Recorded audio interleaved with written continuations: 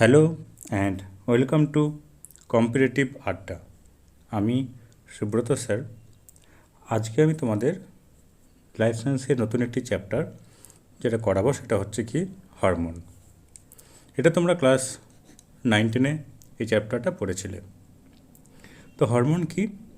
Hormone হচ্ছে এক ধরনের জৈব রাসায়নিক তরল যা শরীরের কোনো কোষ বা গ্রন্থি থেকে শরীরের একটি নির্দিষ্ট অংশে নিঃসরিত হয়ে রক্তরস বা ব্যাপন প্রক্রিয়ায় উৎপত্তিস্থল থেকে দূরে বাহিত হয়ে দেহের বিভিন্ন বিপাকীয় ক্রিয়া নিয়ন্ত্রণ করে এবং ক্রিয়ার পর ধ্বংসপ্রাপ্ত হয়।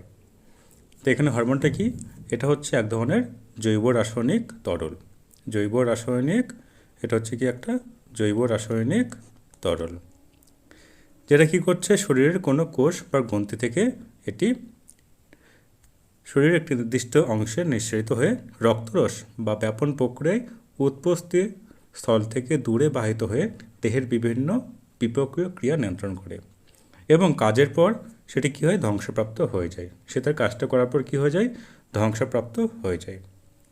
তো এখানে হরমোন কথাটির অর্থ কী? হরমোন কথার অর্থ হলো জাগ্রত করা বা উত্তেজিত করা। হরমোন করার অর্থ কী? হরমোন কথার অর্থ হচ্ছে জাগ্রত করা বা উত্তেজিত করা। এখানে দেওয়া আছে। এবার হরমোন এর উৎপত্তির স্থল কোথায় না, শুরুতেই আমরা প্রথমে বলেছি এটা কোথায় হয়, কোনো কোষ বা গ্রন্থি থেকে এটি হয়। তাই শুরুতেই বলা আছে নানা রকম নালিকাবিহীন অন্তঃক্ষরা গ্রন্থি থেকে এই হরমোন তৈরি হয়ে থাকে। এবার যেসব গ্রন্থি থেকে হরমোন উৎপত্তি হয় তাদের একটা লিস্ট তোমাদের দেওয়া হচ্ছে। কোথায় দেখো, যেমন হচ্ছে হাইপোথ্যালামাস। এই হাইপোথ্যালামাস থেকে যে নিঃসৃত হরমোন পিটুইটারি হরমোন ক্ষরণ নিয়ন্ত্রণ করায় এই হাইপোথ্যালামাসকে বলা হয় সুপ্রিম কমান্ডার বা সর্বোচ্চ প্রভুগন্তি বলা হয়। এই হাইপোথ্যালামাসকে কি বলা হয়? Supreme commander. Supreme commander. এই হাইপোথ্যালামাসকে বলা হয় কি সুপ্রিম কমান্ডার। এটি কি করছে না, হাইপোথ্যালামাস থেকে নিঃসৃত হরমোন পিটুইটারির হরমোন ক্ষরণ নিয়ন্ত্রণ করায় এই হাইপোথ্যালামাসকে বলা হয় সুপ্রিম কমান্ডার বা সর্বোচ্চ প্রভুগন্তি। এটা থেকে কিন্তু তোমাদের এমসিকিউ কিন্তু তোমাদের আসে। এবারে অবস্থান কোথায়? এর অবস্থান হচ্ছে অগ্র মস্তিষ্কে। কোথায়? অগ্র মস্তিষ্ক। অগ্র মস্তিষ্কতে এর অবস্থান। ওকে, এটা কিন্তু মাথায় রাখবে। এবার এর ভূমিকা কি? অগ্র যে পিটুইটারি হরমোন ক্ষরণ নিয়ন্ত্রণ করে এবং পশ্চাৎ পিটুইটারি হরমোন উৎপন্ন করে এবং এই হরমোনগুলি পশ্চাৎ পিটুইটারিতে জমা হয় এবং প্রয়োজনকালে নিঃসৃত হয়। ওকে, এরপর আমাদের যেটা দেখতে হবে সেটা হচ্ছে পিটুইটারি গ্রন্থি। এই গ্রন্থি নিঃসৃত হরমোন অন্যান্য অন্তঃক্ষরা গ্রন্থির ক্ষরণ নিয়ন্ত্রণ করে বলে একে বলা হয় মাস্টার গ্ল্যান্ড। একে কি বলা হয়? একে বলা হয় মাস্টার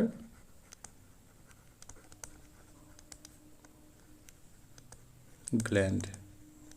একে বলা হয় মাস্টার গ্ল্যান্ড। কেন বলা হয়? এই গ্রন্থি থেকে নিঃসৃত হরমোন অন্যান্য অন্তঃক্ষরা গ্রন্থির ক্ষরণ নিয়ন্ত্রণ করে বলে। এটা কিন্তু মনে রাখবে।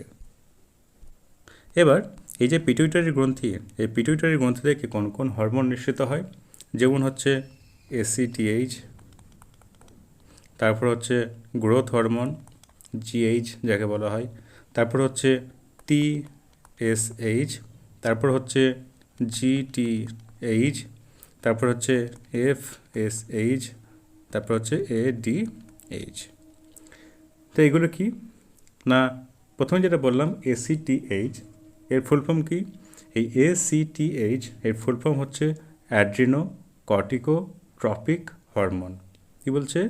Adreno corticotropic hormone. এটা কিন্তু মনে রাখবে।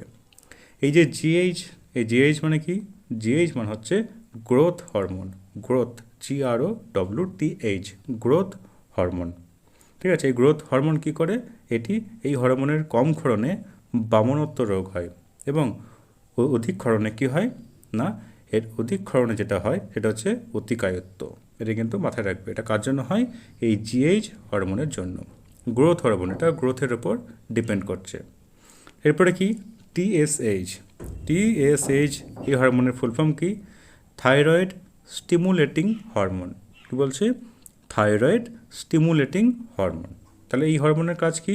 এই হরমোন থাইরয়েড গ্রন্থির বৃদ্ধি নিয়ন্ত্রণ করে এবং থাইরয়েড গ্রন্থিকে হরমোন ক্ষরণে উদ্দীপিত করে।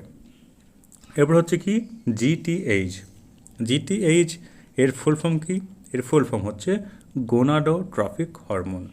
এর ফুল ফর্ম হচ্ছে গোনাডোট্রফিক hormone.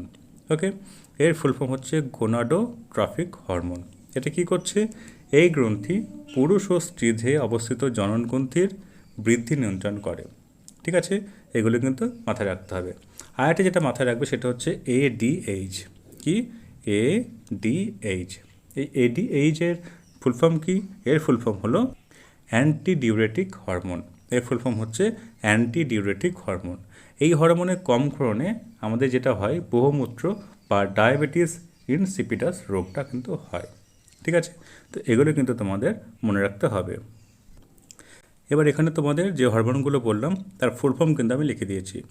এসিটিএইচের full form adrenocorticotrophic hormone, GH growth hormone, TSH thyroid stimulating hormone, ADH antidiuretic hormone. ঠিক আছে, এগুলো কিন্তু নোট করে রাখবে। এরপর আমরা যেটা পড়বো সেটা হচ্ছে থাইরয়েড গ্ল্যান্ড। কী পড়বো? Thyroid gland. এই থাইরয়েড গ্ল্যান্ড এটা কোথায়? এটা হচ্ছে গ্রীবাদেশের যে ল্যারিংসের নিচে ট্রাকিয়ার দুপাশে এটা অবস্থিত। কোথায়? গ্রীবাদেশে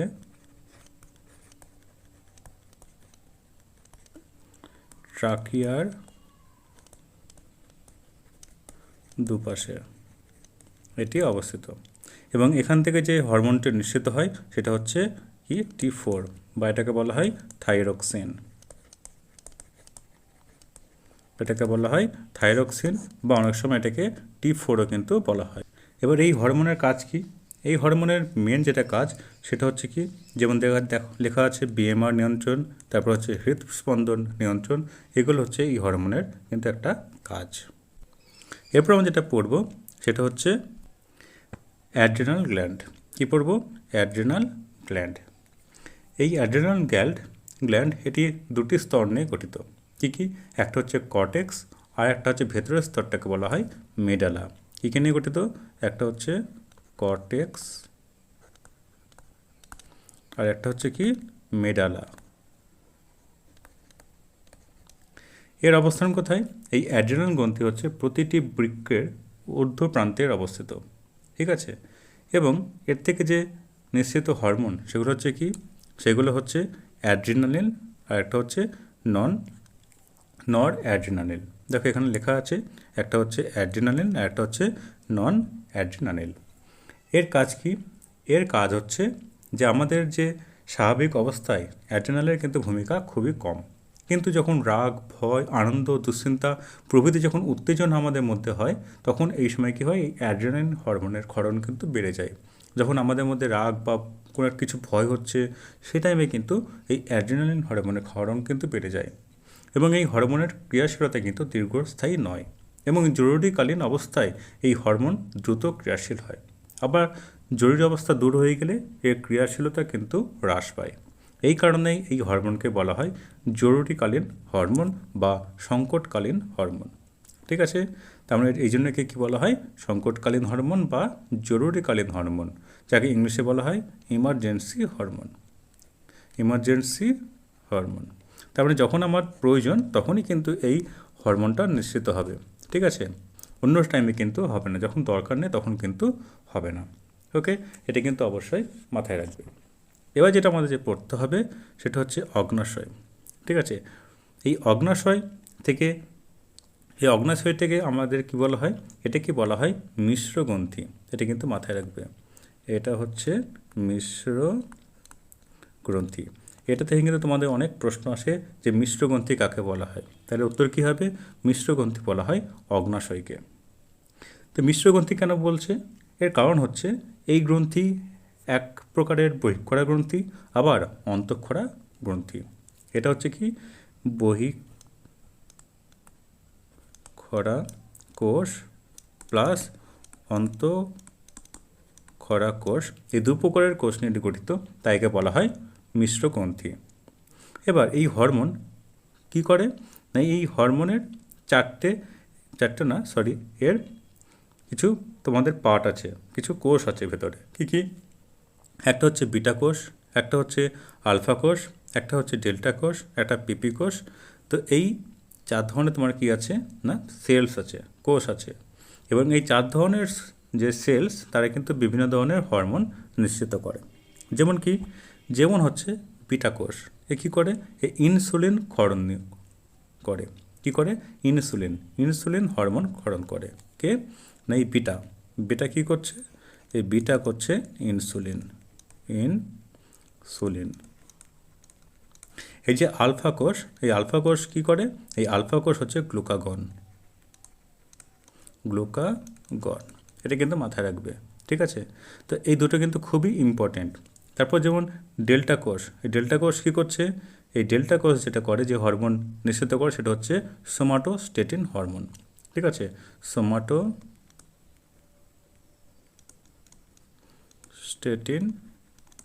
হরমোন, ঠিক আছে? তারপর যেমন পিপি কোষ, এটা কি করে? এ প্যানক্রিয়েটিক যে পলিপেপটাইড ক্ষরণ করে, ঠিক আছে? তো এগুলো কিন্তু তোমাদের মনে রাখতে হবে। তার মধ্যে এই বিটা সেল এবং এই যে আলফা সেল, এইটা হচ্ছে কিন্তু খুবই ইম্পর্টেন্ট, এটা কিন্তু মাথায় রাখবে।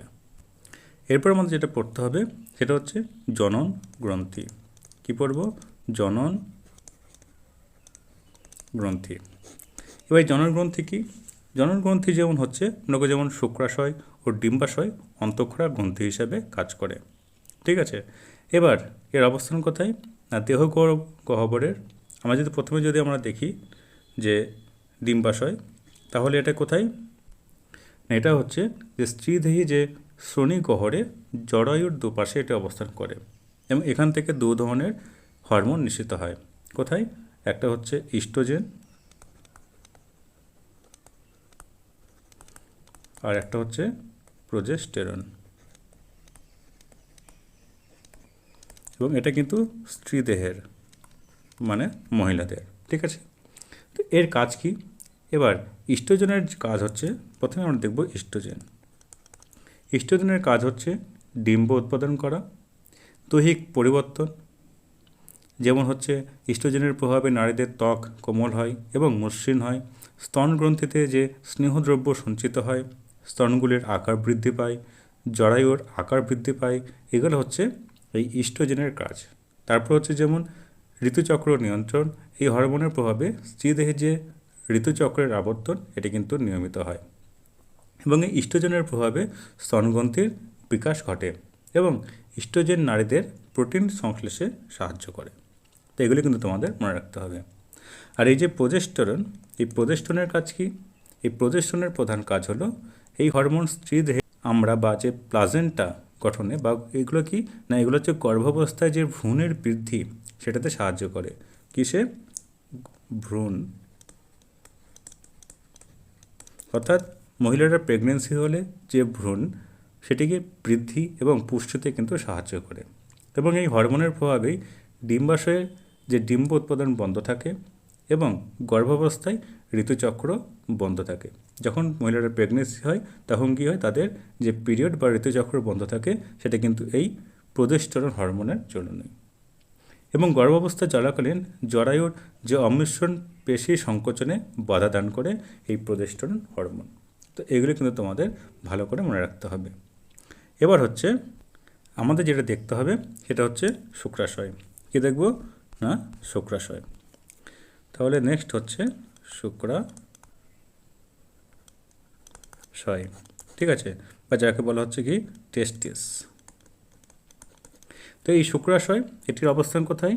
এটা হচ্ছে দেহগহ্বরের বাইরে স্ট্রোটাম নামক থলির মধ্যে এটি অবস্থান করে এবং জন্মের পূর্বে শুক্রাশয় দুটি উদর গহ্বরে অবস্থান করে, ঠিক আছে? এবং এখান থেকে যে হরমোনটি নিঃসরণ হয় সেটা কি? এটা হচ্ছে টেস্টোস্টেরন। এটা হচ্ছে টেস্টোস্টেরন, সেটা হচ্ছে কি টেস্টোস্টেরন। এটা কিন্তু মাথায় রাখবে। এবার এই হরমোনের কাজ কি? না এর হরমোনের কাজ হচ্ছে পুরুষের যৌনাঙ্গের পরিবর্তন, অর্থাৎ টেস্টোস্টেরনের প্রভাবে পুরুষের প্রধান যৌনাঙ্গের যে পরিবর্তন সেটা কিন্তু হয়।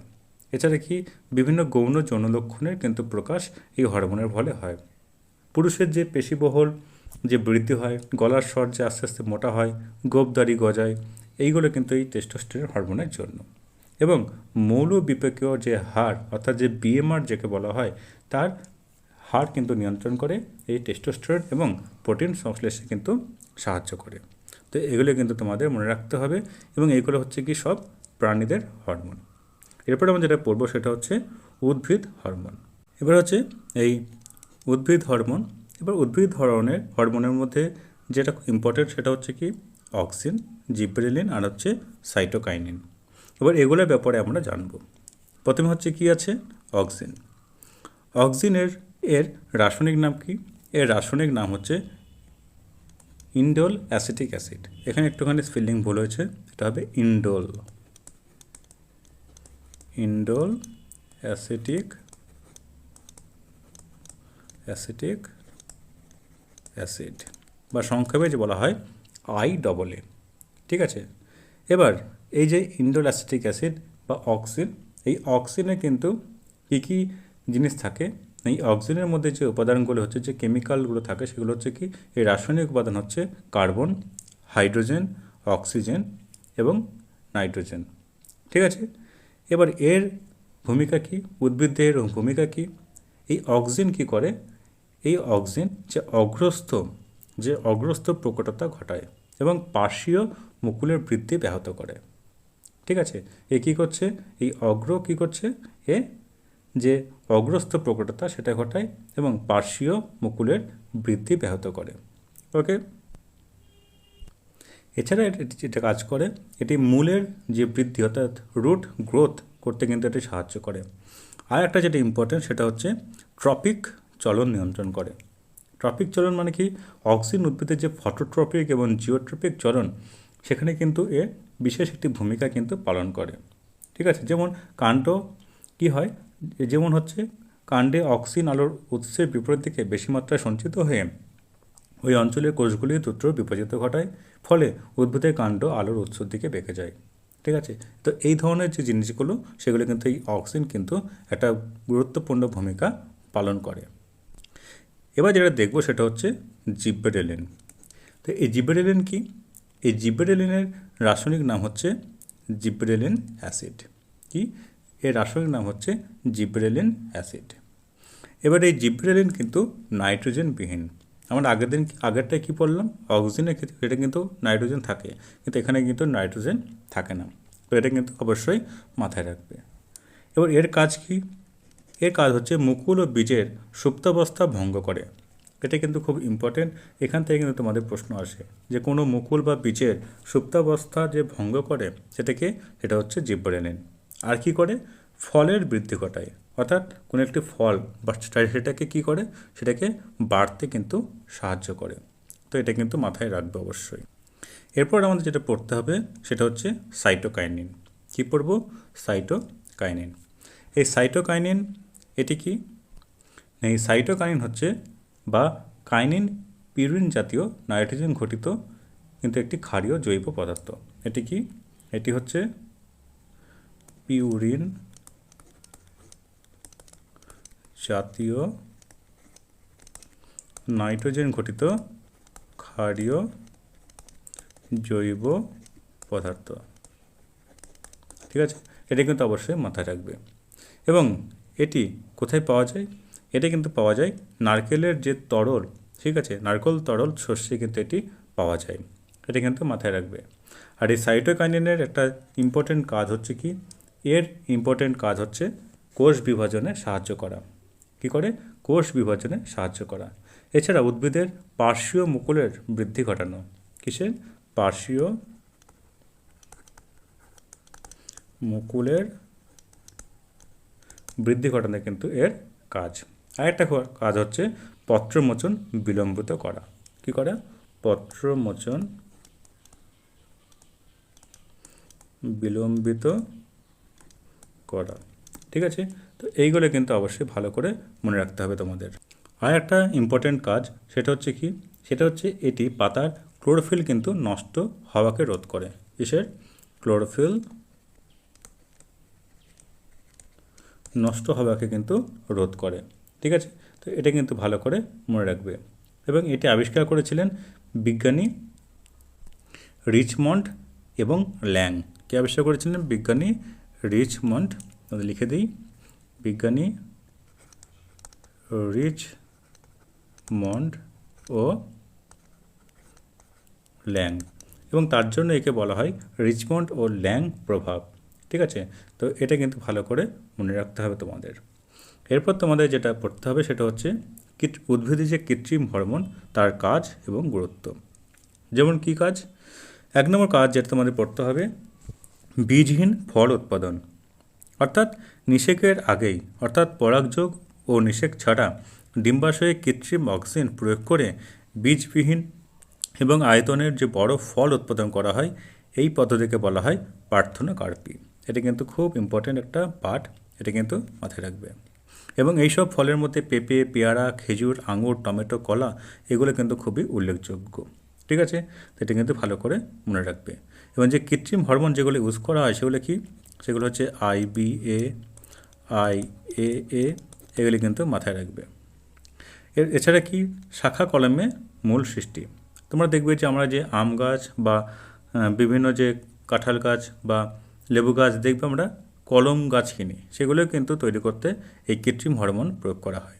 শাখা কলমের দ্বারা বংশ বিস্তারের সময় নানান কৃত্রিম যে হরমোন সেগুলো প্রয়োগ করা হয়। ঠিক আছে, এছাড়া আগাছা নির্মূল, ধান, গম, যব ইত্যাদি খেতে যে অবাঞ্ছিত যে উদ্ভিদ, সে আগাছা নির্মূল করার জন্য কিন্তু আমাদের কৃত্রিম হরমোন ইউজ করা হয়। এরপর হচ্ছে ক্ষতস্থান পূরণ। চা, পাতাবাহার, আপেল, নাশপাতি ইত্যাদি গাছের ডাল ছাঁটার পর বেশি ঘনত্বে কৃত্রিম অক্সিজেন অর্থাৎ ইন্ডোল অ্যাসিটিক অ্যাসিড দ্রবণ ছিটিয়ে ওই সমস্ত ক্ষতস্থান মেরামতি করা হয়। এর ফলে ওই ক্ষতস্থান রোগ সৃষ্টিকারী জীবাণু দ্বারা সংক্রমিত হতে পারে না। আর একটা হচ্ছে কি? উদ্ভিদের যে অপরিণত যে অঙ্গের মোচন রোধ করা হয় এই কৃত্রিম হরমোনের প্রভাবে। কী? যেমন 2,4-D NAA এই দ্রবণ ছিটে উদ্ভিদের নানান যে অপরিণত যে অঙ্গের, যেমন পাতা, মুকুল, ফল, ফুল ইত্যাদি অকাল মোচন রোধ করা হয়। ঠিক আছে, তো এগুলো হচ্ছে কিন্তু এই কৃত্রিম হরমোনের কাজ। তাহলে তোমাদের এই কৃত্রিম হরমোন এগুলোর ব্যাপারেও তোমাদের একটা ওভারভিউ আলোচনা করা হলো। তাহলে আজকে প্রাণী হরমোন এবং উদ্ভিদ হরমোনের পুরো ক্লাস কিন্তু আজকে করা হলো। এই ক্লাসটা কিন্তু ভালো করে মনোযোগ দিয়ে শুনবে এবং মিনিমাম 2বার কিন্তু এটা রিডিং দেবে। ওকে, তো আজকের ক্লাস এই পর্যন্তই। নেক্সট তোমাদের আরও অন্যান্য সাবজেক্টের ক্লাসও কিন্তু আমরা নিয়ে আনছি, তো প্রত্যেকটি ক্লাস কিন্তু মনোযোগ দিয়ে দেখবে। So thanks for watching. ভালো থেকো, সুস্থ থেকো।